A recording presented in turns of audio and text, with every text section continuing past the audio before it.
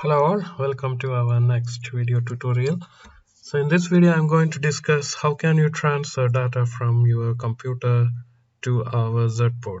Okay, so in the previous tutorials we have seen how you can give data through your slide switches and push buttons. So these things work as long as the data required is quite small.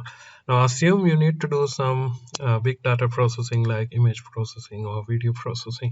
In that case it becomes impossible to give data through these interfaces, and ZedBoard comes with many interfaces through which you can give data. Maybe one of the most preferred one is the Ethernet interface through which you can give data. It also comes with an USB OTG interface through which also you can give, or you can interface something with these P mode interfaces through which you can give, or if you have ADC DSC kind of thing you can interface with FMC connector and you can give through that. But today we are attempting to give data from a computer, so usually we do it through the Ethernet or USB interfaces. Now unfortunately the USB interface on ZedBoard, it has some problems, so they recommend not to use this USB interface, so we are left only with the Ethernet interface. Now using Ethernet interface is quite complex actually. Using it from our standalone operating system makes it much complicated. If we were running Linux on Zinc, things would have been much easier. So we are not planning to use the Ethernet at this point of time. So what I am trying to attempt is to use the UART interface itself. Okay, so remember we have the UART interface which we used again for communication between your computer and the serial terminal, our Teratom, or the serial interface of the SDK. We have already used it for data communication. So today I am trying to transfer large amount of data through this UART interface.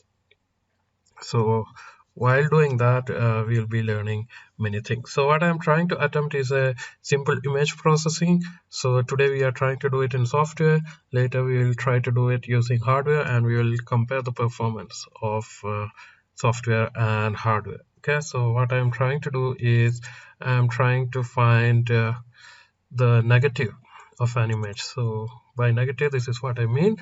So this is the image we are trying to process, the famous Lena portrait. What I'm trying to do is to find the negative of this image. So it should look something like this after I process it. Okay, so this is the original, this is the negative of that image.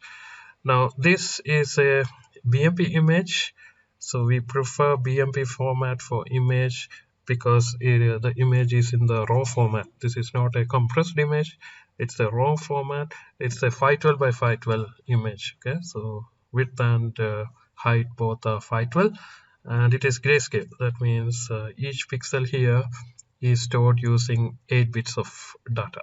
So what we will do is we will send this entire image to the ZedBoard DDR, and from there we will read the data. And what you have to do is you need to subtract each pixel here from 255. That's how you are going to get the negative, because the maximum value for a pixel using 8 bits is 255 and the minimum value is 0. So if you subtract the original pixel value from 255, you will get that negative image effect. Means black will become white, white will become black, and all the grayscale in between will be inverted. Okay, so that's what we are trying to attempt. Now to do this, again, you need to know a little bit about the Bmp image format. You can go ahead and read it in Wikipedia, what Bmp image is and all. I will give the basic introduction. So first thing, how does your computer know when I click on this image, it has to be shown as a picture, not as a text. Okay, that is happening because inside this file itself there are information like what is the format of this image, what is the size of this image, how many pixels are there, what is the size of the overall file, etc.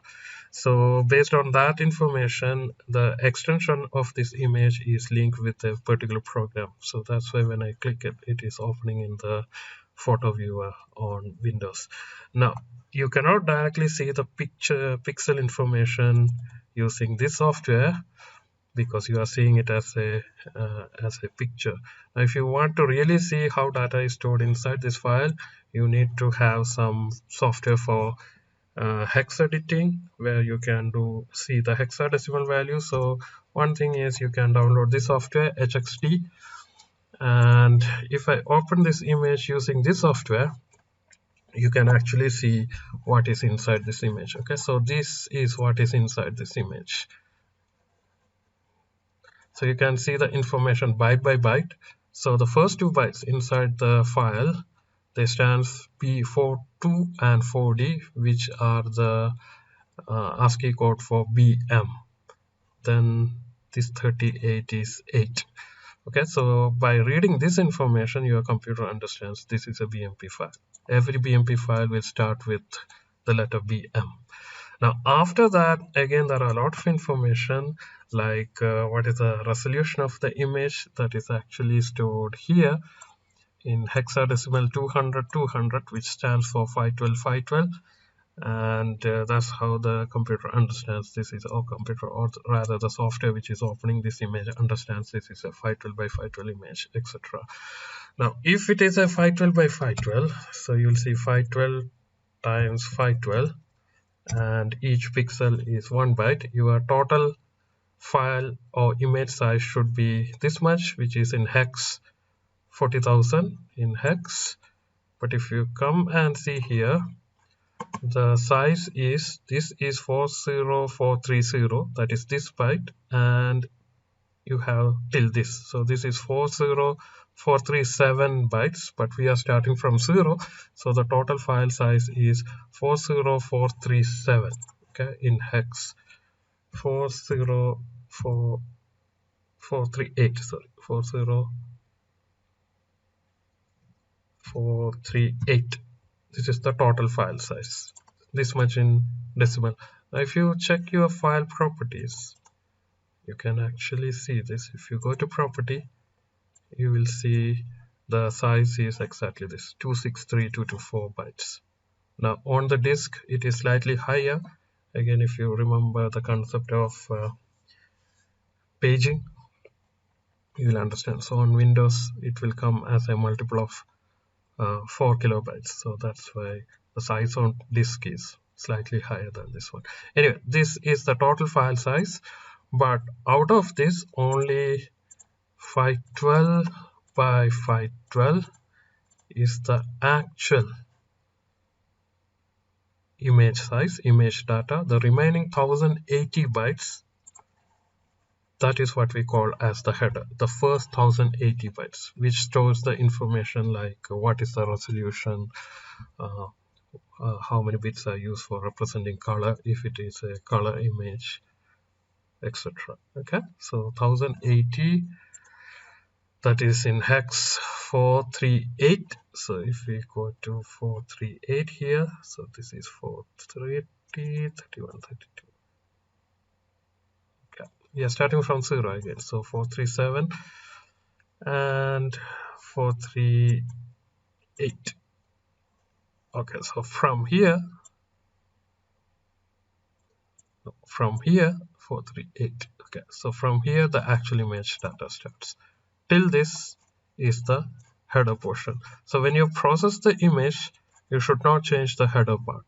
Okay, so keep it as such, because if you do any modification to the header, maybe the file will get corrupted. You won't be able to open it.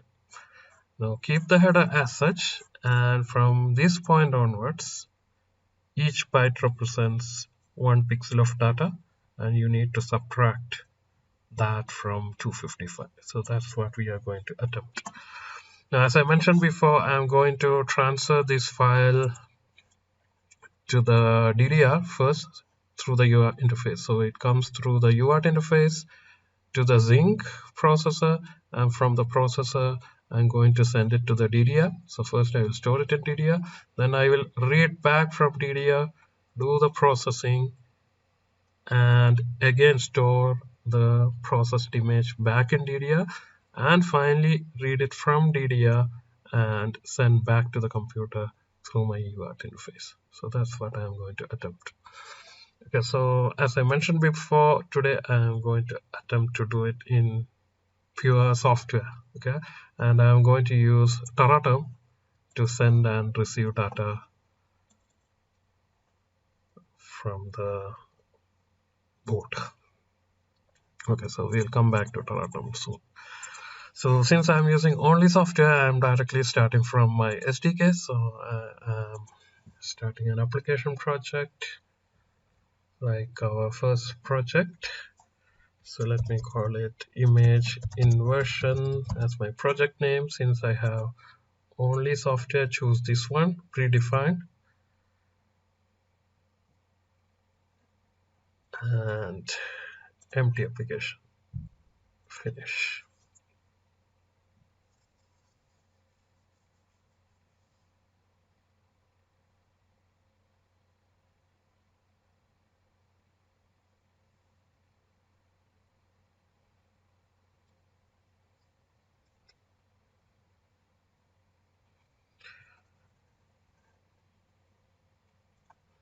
Okay, now go to source, new source file, image inversion.c.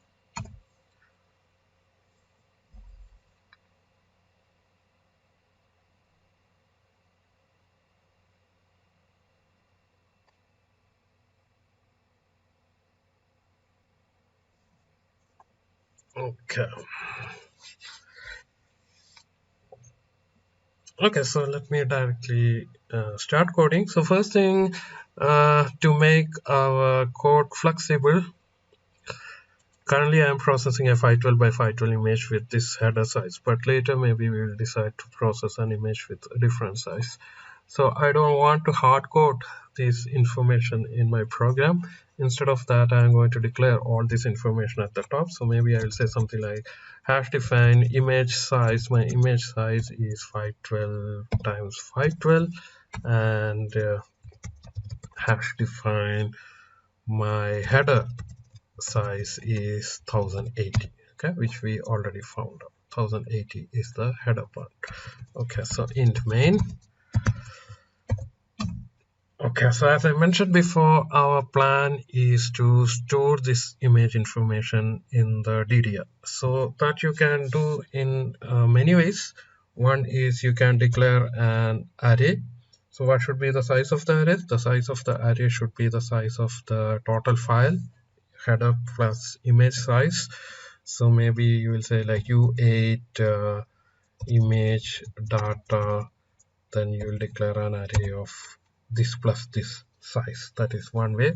We are declaring it unsigned 8-bit because this image data, you can see it is stored byte by byte, and they are all unsigned data. Okay, they are byte by byte, so that's why you are declaring an array of this type.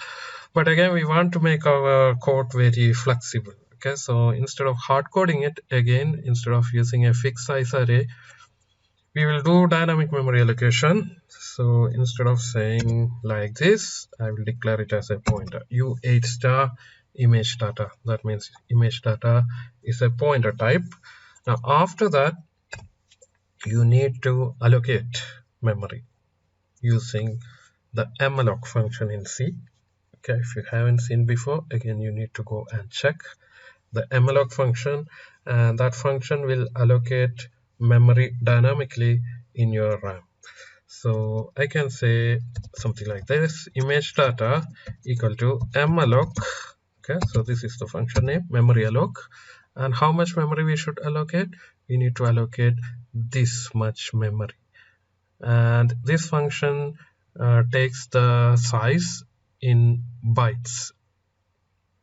Okay, so I will write size of U8, which is 1 byte, I know, but still I'm writing it size of U8 times image size plus header size. Okay, so I need image size plus header size, that much data, and each of them will be the size of U8, which is 1 byte. Okay, so this is how we write it. Now the malloc function that is declared in the header file stdlib.h, so you need to include that one here. Okay, and U8 hash include, it is in sil types.h, that also. Okay, now here again I need to mention an important point. Now when we do dynamic memory allocation, that memory is allocated in a special form of your DDR or RAM called the heap memory. So in the computer architecture course we have studied about the stack memory, if you remember. That is again a part of your main memory which is used for mainly for subroutines, right? So the return address from subroutine we save in stack memory, and when you push you store all the register value in the stack memory, etc. So we have already seen stack memory. Okay, and there is one more type of memory called the heap memory. So when you do dynamic memory allocation, that memory is allocated from that part of the memory called the heap memory. Now here we are trying to allocate a large amount of memory in the heap, and it is possible the system may not be able to allocate this much memory based on some settings. Now those settings are sitting inside this file linker script. Okay, we will discuss more about it later, what linker scripts are. For the time being, you open that file and a lot of settings are there. There you can see two options, stack size and heap size. So these are the constants which decides what is the maximum size of the stack memory and what is the maximum size of the heap memory. Okay, so here by default it is hex 2000. That means you cannot dynamically allocate more than hex 2000, but we are trying to allocate a large memory here. So how much memory we are trying to allocate? We are trying to allocate 512 times 512 plus 1080, right? In hex it is somewhat this much, 40438. Okay, which is much more than the current setting in the linker script. So maybe later we need to allocate again more memory dynamically, because maybe I will use a separate memory for storing the process data. Let's see if we are going to do it, or I can use the same location, whatever. So we need to increase the heap size basically. So this should be the minimum size, so we will allocate something much more than this, maybe double of this. Let's make it 100,000.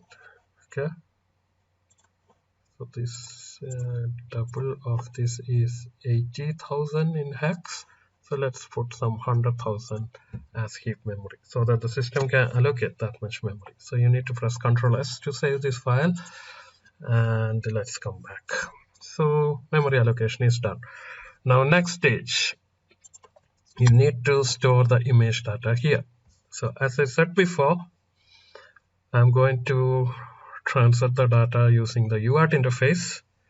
So it seems like you can write something like this: for int I equal to 0, I less than image size. Okay, let's define one more. Hash define, let's say file size, which is image size plus header size, so that I don't have to type this. Okay, file size I plus plus, and scanf %c, since we are sending character by character, and ampersand image data of I. Now once you do this dynamic allocation, you can use this image data like our normal array. Okay, you can just use this index thing, and you can use it just like an array. No need to worry. So this is the only additional step for dynamic allocation.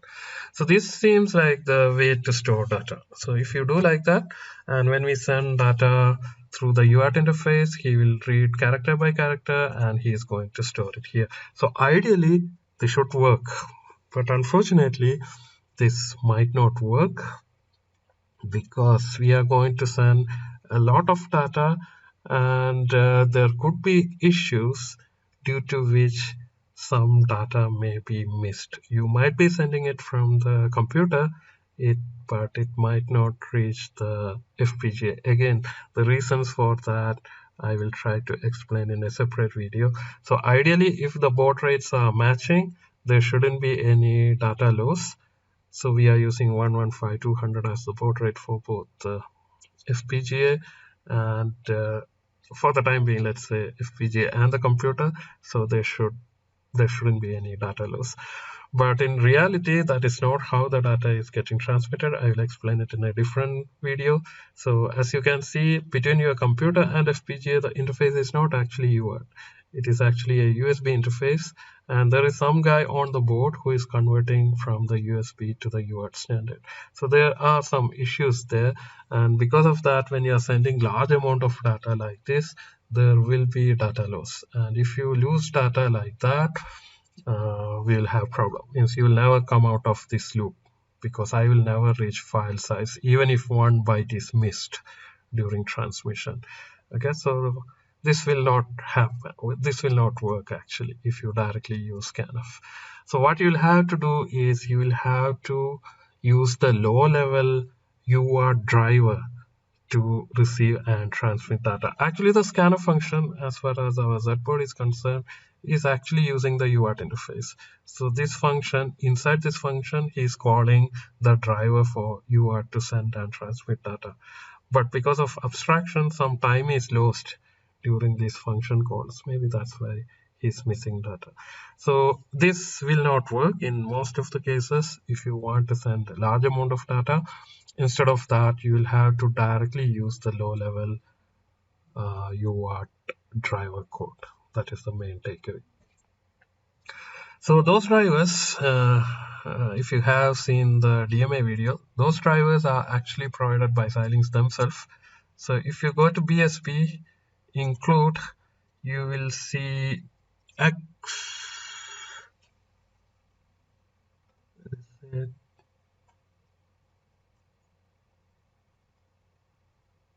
UART PS. Okay, so this is the header file for that driver.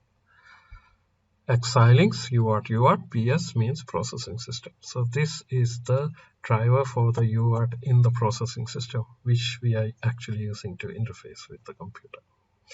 We need to directly use this driver instead of using the high-level functions scanf and printf in this case. So let me include it, hash include xuart ps.h. Now the driver architecture is similar to the driver architecture we have seen before. For the DMA controller, you have one structure here for configuration and another structure here which represents the actual UART. And if you come below, you will see a lot of functions. So the main functions are this one, UART lookup config and configuration initialization. So these functions we need. So first function will be this one. So you need to watch the video on the DMA where I am giving more explanation about this function. So more or less all drivers from Xilinx, they look similar. So lookup config my UART config, it is a pointer, and we need to call this function.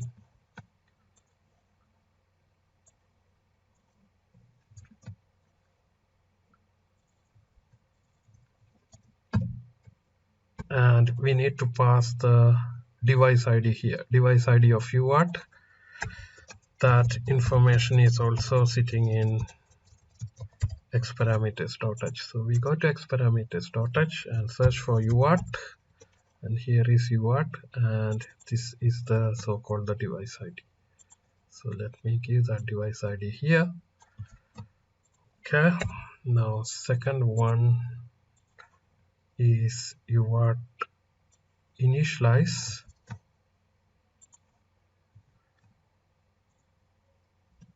Takes three parameters, a pointer to the UART structure, so my UART, so we need to pass the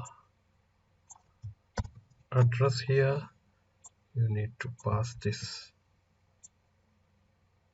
config here, and there is something called this effective address, which is actually the base address, so that you can get using like this, or you can directly add it from the X parameters, because there you have the base address of the UART. You either directly use this one as the third parameter, or you can use UART config base address, because this information is getting stored inside the structure when you're calling this function. Okay. Now this function returns the status. So status equal to, let me call it U32 status, and if status not equal to UART config, this is the function. So it returns success if successfully initialized. Okay. So if status is not equal to success, we'll say print UART initial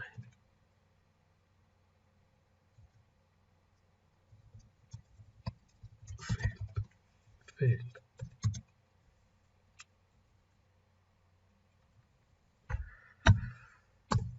Okay, so that will basically tell me whether initialization was successful or failed. Now we need to do some more settings. So remember, one important setting for UART is the baud rate. Now this print function is actually going through the same UART. Okay, so internally this print function will be using some of the functions in the UART driver itself.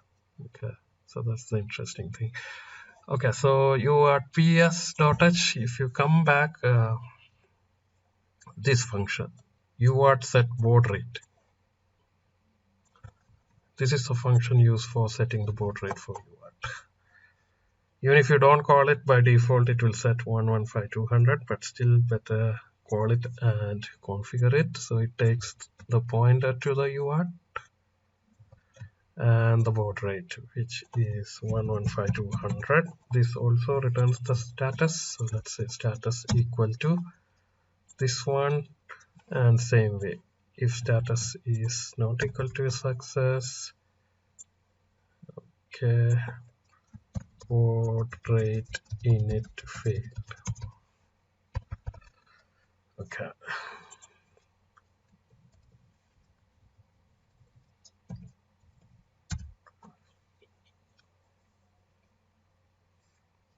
Okay.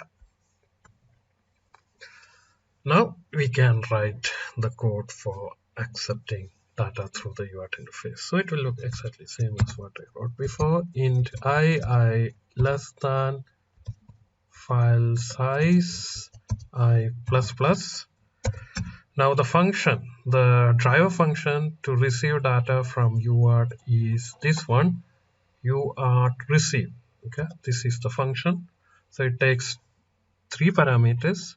First parameter is the pointer to the UART itself. Second parameter is the address of the memory where the received data should be stored.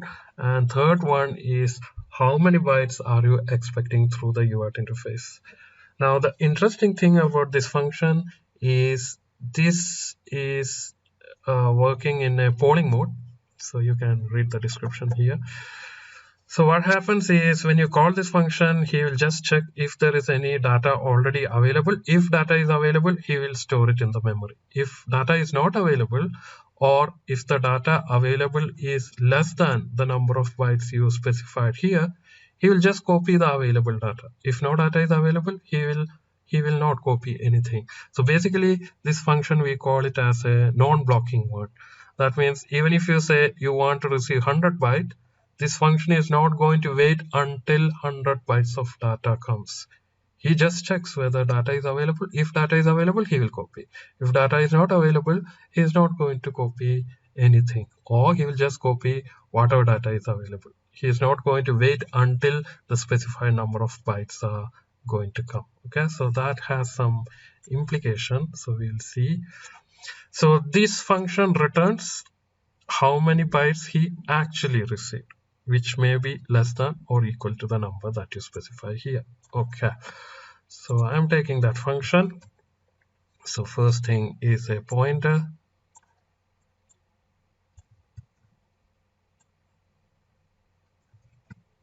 Okay, buffer, where do you want to store? I want to store it here, this image data pointer. That is why we created it. I want to store it here. And what index I should use? Okay, that we will see. How many bytes are you expecting? So actually I am expecting this much byte. Okay, this much byte, something like that. If this function was not blocking, I could have written like this. Means I call this function and he will transfer this much data to this memory. If it was blocking, that means he is going to wait until this much data comes. But unfortunately, that is not the case. So I'm going to slightly modify it. Instead of for loop, I'm going to use while loop. Then only it will work properly. And I'm going to call this received bytes, because the function is going to return how many bytes he received. So let me declare it U32 received bytes, and make one more variable. So let's initialize this guy to 0, and U32 total received bytes. Let me make that also 0, and I will say something like this: while total received bytes is less than file size. Okay,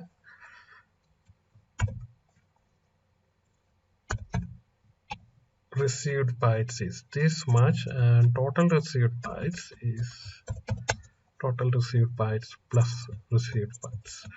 So if I write like this, this will make sure I will remain in this loop until I receive all the data. So now here what I should put, here I should put total received bytes. So initially it is 0.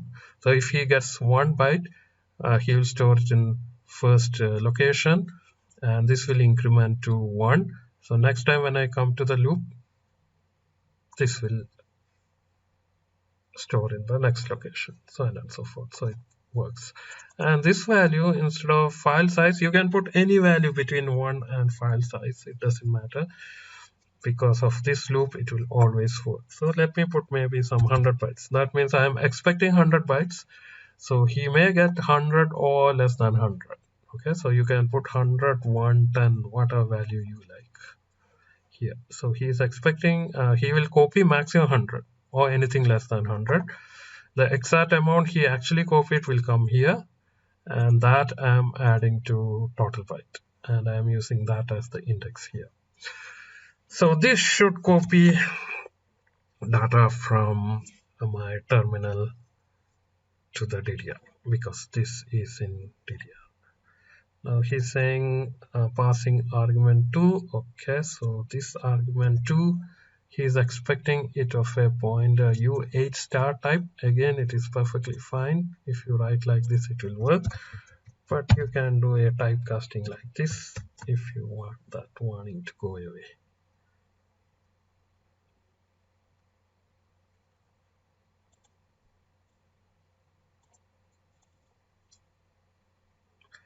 Cast point, yeah, this is fine. Oh, better I don't. Yeah. my mistake. He is expecting an address, so we need to write ampersand. Yeah, so because if you look at the function, the second one is a pointer, so I need to pass an address. So we need to pass the address of the this location and typecast to U8. Now it should be. Now to check whether data is really getting transferred, let me write a small for loop here. Int I equal to 0, I less than say 10, I plus plus, and let's try to print printf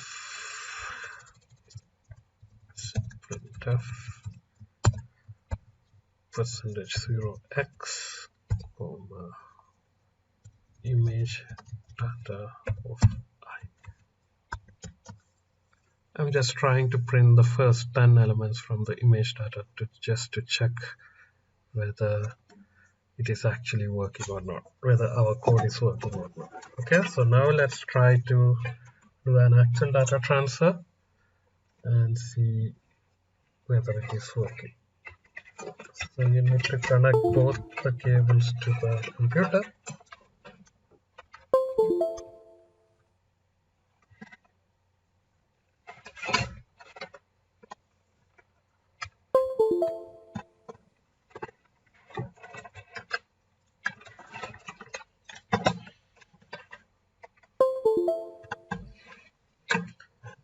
And now we'll do the run configuration. So run configuration, application, and standalone script application.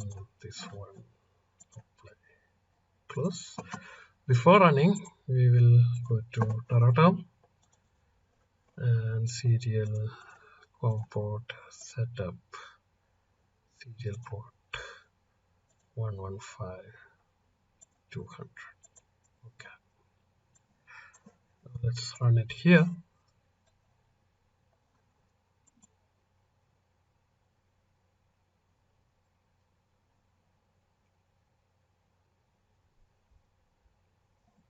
Okay, here nothing came. That means these two errors didn't happen. He might be waiting here for the data. Now how are we going to set the data? I'm not going to type this one by one on the terminal, this information. This is one good thing about Taratam. You can go to file and there is an option send file, choose that, and browse and show that image. Important thing to remember, you need to check this option, binary. This is a binary file. This is not a text file. If you don't check it, the wrong data will be getting sent. Okay, so remember to check this option and open. Now you can see he is sending data. So it will take some time because we are running at baud rate 115.200, around 11 kbps. So that's why it will take some time for the data to send.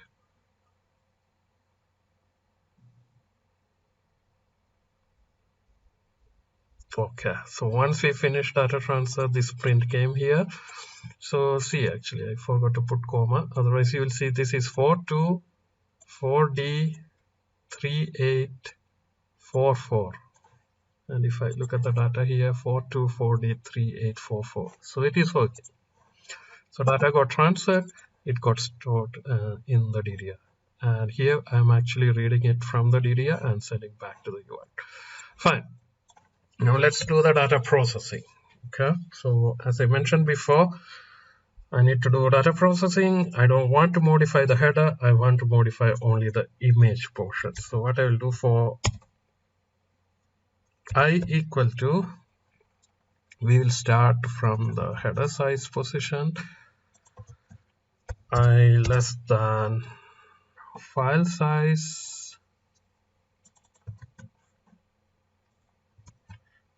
I plus plus, and I will say image data of I is 255 minus image data of I. Okay, so this is the data processing. So this is basically data transfer from computer to DDR. This is read data from DDR, process it, store back in DDR. That is what is happening. When you do like this, he has to read the data from DDR, then he has to subtract that from 255, and he has to put it back in DDR. Now the final step is send data back to the computer. So that code will look quite similar to this one. Okay, so only thing is, instead of calling UART PS receive, we have to call UART PS send. This is the function to send data through the UART. Now the thing is, this function also is non-blocking. So you can see the parameter pointer to the controller UART, the memory from where he needs to transfer, and how much byte you need to transfer. So it would have been easy if I just give the entire file size here and he just transmits that much byte. But unfortunately, that is not the case. He is free to transmit any amount of data equal to this one or less than this one. So how much data he exactly transmitted will be returned by the function. So it should look something similar to this one. So we need to say while transmit bytes is less than file size. Okay, so this I'll say like transmitted bytes. Oh, this will be total transmitted. Okay, so total transmitted bytes is less than file size. This is transmitted bytes, and total transmitted bytes is total transmitted bytes plus transmitted bytes. Okay, so we'll declare them again, all U32 unsigned 0 and transmitted bytes.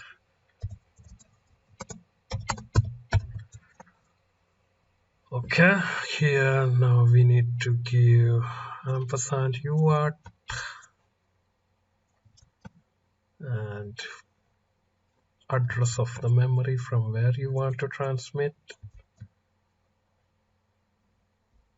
and this should be total transmitted bytes and number of bytes. Let's transmit byte by byte again, otherwise there is a high possibility of losing data. And here I need to say int I. So we don't need this printing here. Okay, I have already removed it, I guess. Yeah. So here we receive, here we process, here we are sending it back.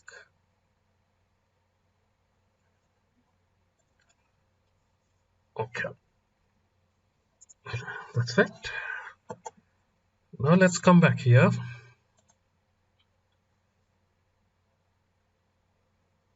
So you know, when he sends back data through UART, that will be displayed here. But that is of not much use to us, because I need to see the final image actually, right? So whatever data is coming from here, I want to store it in a file so that I can open that file and see what is actually happening. So there is a provision for that also. So you go here, there is an option log here, and let me call it filtered image.bmp. That is the name of the log file. That means this is the file used for storing the received data. Remember to choose this option, binary. Okay, binary should be checked, and let's uncheck this append. Otherwise, each time you use your software, he keeps on adding to the same file. We don't want that to happen. Okay, save. So this is the window. So when he is receiving data from ZedBoard, you will see this byte transferred will increase. Okay, so let's run it once more. Run. Okay,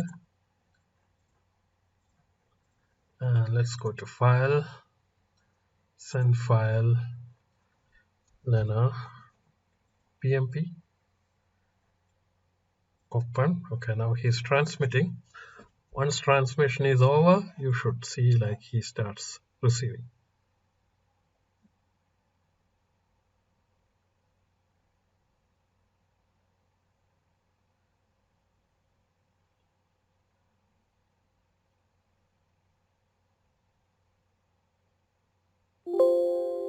He's receiving data. So here you will see like some gibberish. This is because binary data is represented in ASCII format. He's trying to represent it using characters. That's why here it is not making sense. But here you can see like byte transferred is increasing, and this information is stored in a file. Okay, the file that we specified. Now here, interesting thing, you are transmitting how much data? 512 by 512 plus 180, right? Which is,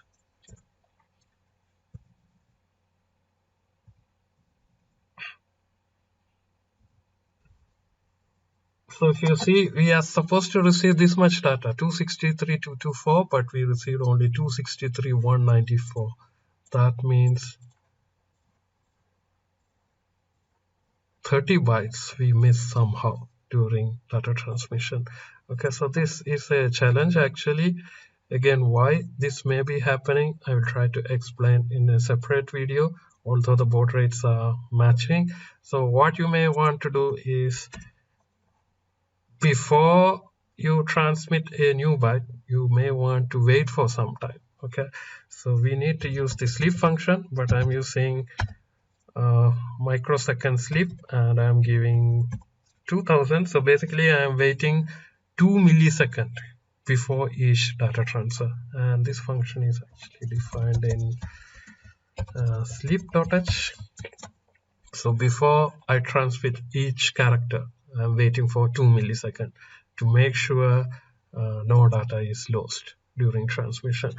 The side effect of this one is the transmission between your board and your computer is going to take a lot of time actually, because you are waiting 2 milliseconds between each byte, each character. Okay. So let me try transmission once again. Okay, so I will close. If you come here, this is that file where it is logged, and if you open it, you can actually see the filtered data, but unfortunately some bytes are missing. So if you try to open it here, Windows won't let you open it. He'll say like this file is corrupted. Okay, so that's the problem. Okay, so let me, okay, we'll overwrite it. So let me go back here, clear buffer, and again choose the log file as the same file, filtered image.bmp, and let me come back here, run this once again. Okay, and file, send file, Lena.bmp. Now this is going to take a lot of time during reception. Transmission, it's the same. Reception will take much longer time. So let's see.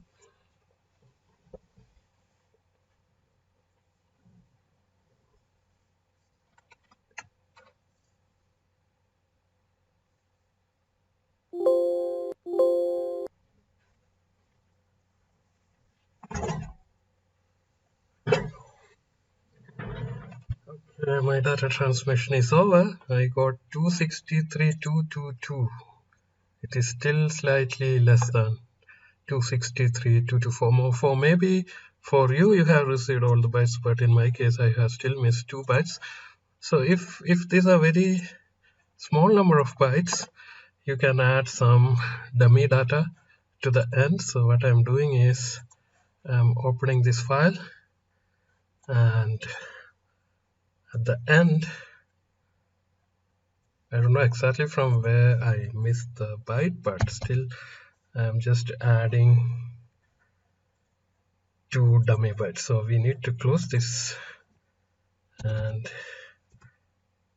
I'm adding 2 additional bytes at the end. Okay, so it might not make much difference. Now the file size should be okay. So now the Windows is let me opening that file, and you can see this is the filtered image. This was the original, this is the negative or the filtered image. So you can see on this corner there is some black pixel. This might be the effect of those 2 dummy bits actually, but otherwise it looks fine. So that's it. So I guess you have a basic idea about how to do large data transmission to the ZedBoard and back. Thank you.